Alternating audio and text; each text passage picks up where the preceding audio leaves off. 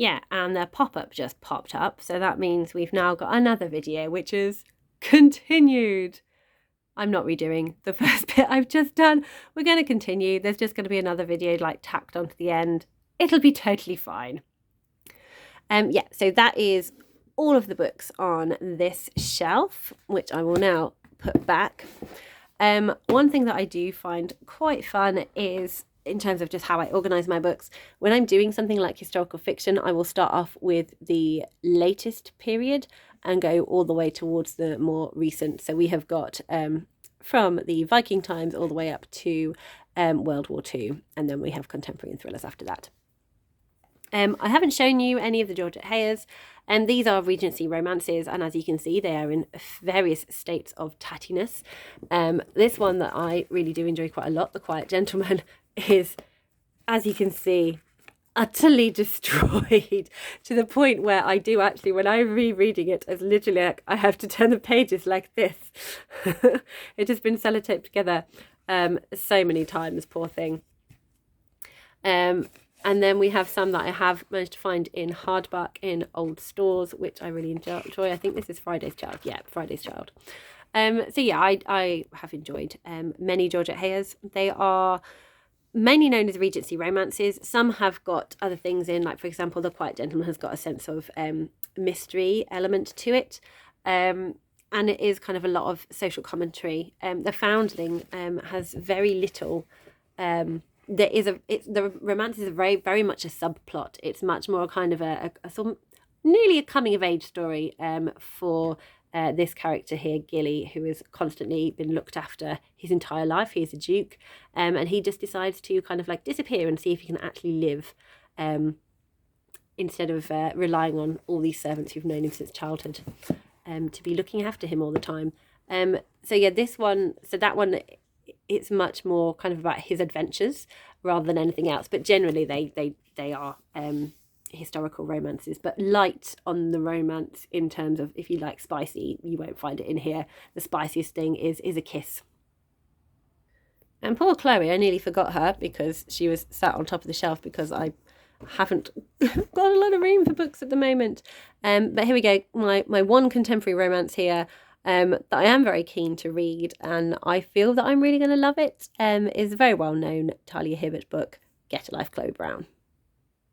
And as I was so focused on the books that were not science fiction or fantasy, I never really showed you these. So these are book 1 and book 2 in the Shades of Magic series by V.E. Schwab.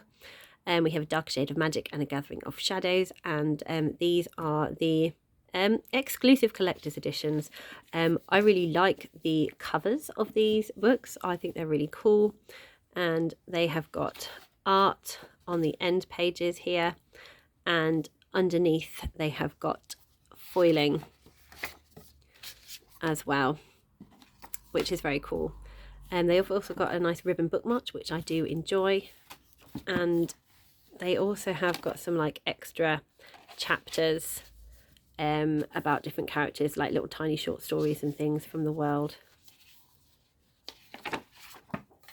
So there we go. I do really like that picture here. I think that one's very cool. Okay, we've now done the bedroom shelves. We're now going to go downstairs. So this is a shelf in my hallway, and this hasn't got a theme like all the other ones have. This one is just a collection of books that I thought I'd kind of like to have on display, so when people come through the door they get to see a range of books. I always enjoy it when people look at my books and kind of ask about them, because then we get to have book chats, which is great fun. So starting off here, as you can see, we have the box of my Michael Morpurgo collection. This was one I got off one of those magazines that kind of comes into your work that will sell you stuff, and I think this was like £10 for all these books, so I was like, yes please. And I've read about half of them. I started working my way through them last year. Some were rereads that I had read, like for example, I've read The Butterfly Lion, cannot remember it. And this one is not part of this collection, but Twist of Gold is one of my favourite Michael Morpurgos, and tells the story of two Irish refugees who go to America to escape the famine. I then have the collection of the No. 1 Ladies Detective Agency. It's not own voices. I know Alexander McCall Smith spent some time in Botswana, but he is not a black woman. But I really do enjoy the characters. I cannot comment on how it feels because it's out of my remit. I'm not a black woman from Botswana. So if any of you are or know people who are and have opinions on them, I would love to hear how good a job he did with this representation. But I really do love the characters in here. Mama Ramotsui starting her own detective agency is so delightful, and I love her and her secretary. I think they're both fantastic, and I've had such a great time with each of these books in the series. This was from my father-in-law. When we stayed with him in Ireland, I had read both of these two books a long time ago because my mum had them. So I just started picking them up and rereading them and ended up literally just binging the entire series. And he said, I'm not going to read them again. Would you like them? So I said, yes, please. This one was my mum's copy of Moon Spinners, but she also had a bind up of them as well. So I thought I could take it with me when I went to uni. So Mary Stewart, it's a thriller by Mary Stewart with a romantic side plot. I really liked the hardcover. It did have a paper copy of the top, but it kind of just got broken, and I just quite enjoyed the old hardcover. So that is that one. This is a self-published novel by Helen Wells Ward. The Crawford Scandal is it's a sort of gothic thriller that also follows on from the events of Mansfield Park. So it's like a Jane Austen continuation using those characters, and it tells the story of Mary Crawford and what happens to her after the events of Mansfield Park. And I had so much fun with this book. So if you enjoy Jane Austen and you would like to revisit some of the characters in a slightly different light, so if you found certain inconsistencies in terms of the friendship between Fanny and Mary in Mansfield Park, then you might enjoy this one. But you absolutely do not have to have read Mansfield Park to enjoy this book. You can just pick it up and still enjoy it without knowing that. But there are little bits that are kind of given nod to from here, like things that Mary will have said, like in like a throwaway comment. You hear a little bit more about them in this book. I then have this collection here. I'm just going to move these blocks now. So these blocks were made by my friend Vicky. Read was not one of the words she designed for them to say. I think she'd like tried to make all our blocks be able to say home and love and our names. But I was delighted to make them say read. It works so well. So I have got a trilogy of books, children's middle grade books here by Debbie Glory. I think these are possibly published in 2000, or the very early 2000s. So Pure Dead Magic, Pure Dead Wicked, and Pure Dead Brilliant. They tell the tale of a family of Italian heritage living in Scotland, where their mum is a witch and their nanny is also a witch.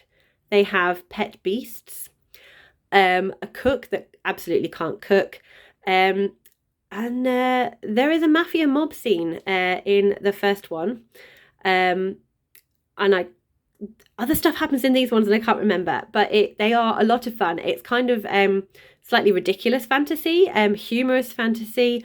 I have not read them in a long time, so they are definitely due a reread to see what I think of them now. But at the time, loved them, had a great time, really enjoyed the characters in here. The children are a lot of fun. They're very kind of feisty, and don't mind too much if their beasts eat people. We then have some Pratchett. So this is what I call the Moist trilogy, but I think is part of like the Industrial series. But all of these books follow Moist von Lipwick. I did feel lucky enough to get hold of these two in hardback. Again, thank you, World of Books. And this one is one of the books that I bought as soon as it came out. So when Terry Pratchett released another book, it was one of the ones I was definitely there in the shop buying. Thank you very much. They are so funny. Pratchett books are such a comfort read for me. They make me feel at home, and I find all of these absolutely hilarious. Moist starts out as a con man, and then is basically given a choice. You can be executed, or you can try and put the post office into business again. And I love seeing I haven't got a general word, but in this example, a post office, in other ones, a farm, or a business where it is barely surviving, and then suddenly they revamp it and try and make it work again. I really love that. It's not even a trip, that plot line. I really enjoy that. So all of these were highly delightful, along with the fact that you've got amazing characters in all of these. I then have this present for my brother. So it's a Hogwarts library. So it's all of the textbooks and the Book of Myths from the Harry Potter series. These are really pretty copies. So thank you very much, Jimmy, for these. I do have the originals of all of them, but it's really nice to get this copy of books as well. And sadly, as his author turned out to be quite problematic, I will be linking the Mermaids charity, their website, so you can support them if you want to, and the work they do with trans children and their families, and also linking the letter that the Mermaids charity wrote to the author of these works in response to some highly damaging information she decided to put out. Highly worth a read. It is very... what's the word? It explains the facts. It goes through it without being aggressive, but it's such a good read. So I'm putting that in there. And trans rights are human rights, everyone. And I have some more hidden hob because I don't have enough space. So these I haven't read. This is the first 2 books in the Tawnyman trilogy, which is the 3rd series in the realm of the Elderlings. Very different covers. This is the current UK edition. I think this must have been a library book because it's got this lovely cover. There we go. Yes, withdrawn from the library with a cover on it. And this is one of the more old school kind of mass market paperback versions that there are. I am loving the live ships at the moment. I loved Farseer. I will be getting to the Tawnyman at some point and I can't wait, except I can because I don't want to rush through it. So again, these are ones from my friend Dave, who was giving me his hob collection because he needs to make more room on his shelves. And then last but by no means least, can we do this without the blocks all falling over? We have the Licanius trilogy. And first of all, we just need to appreciate these spines, which I think is one of the big reasons why people want to pick these up. It was certainly one of the things that drew me to them. I just find it really intriguing. I love the pop of colour. I love the shadows, the kind of the shadowy figures underneath. It's giving off massive epic vibes, which is what this trilogy is. I couldn't tell you who the characters are. I think it is very just kind of like generic fantasy characters, but we are going to forgive them because the covers are just really, really cool. So we have, please don't fall over, The Shadow of What Was Lost, An Echo of Things to Come, and The Light of All That Falls. I read this trilogy last year. Adore it so much. It's one of my favourite fantasy trilogies. James Arlington did such a good job with the plot. This is one of those books that has been crafted. The story has been crafted. All of the different things has kind of like come together. The weaving of it all, bringing it up to the final moment, was so fantastic. So there's a lot of kind of world building and kind of setup in this one, but it's really fast paced. There's so much stuff going on. We're following a lot of characters. There's kind of a character that has got a very mysterious past, is suffering from amnesia, and slowly we start to learn more about them. And there's 3 other protagonists we follow as well. This was great. This was probably like a 4.5 for me. These 2, adore. They were incredible. With this series, though, you absolutely have to read it very close together or you are going to forget things. I was constantly referring back to this book as I was reading this one, because the stuff that happens in here that makes more sense in this one when you kind of come together. So there's a lot of kind of connecting the dots between the series, and it is incredible. And there is the end of that shelf. So this is going to be the end of part 3. I'm hoping to wrap up this bookshelf tour in part 4 and 5 for all the books that are in my lounge / dining room. So there we go. This is a mishmash of different bits and pieces. I hope you're enjoying the tour so far. Do have a chat about any books that are interesting to you. Apologies for the break again. We are still working things out with this camera. Happy reading, everyone.